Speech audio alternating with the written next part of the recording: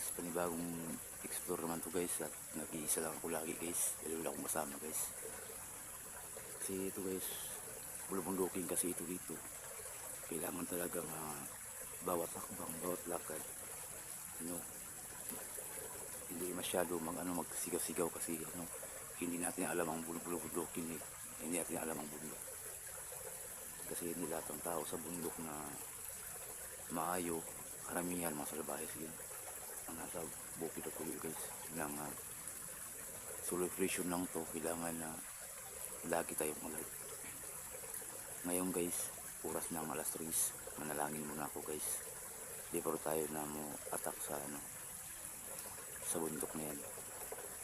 Kasi dito ako nadaan lagi sa saan tawag nito, sa sapa.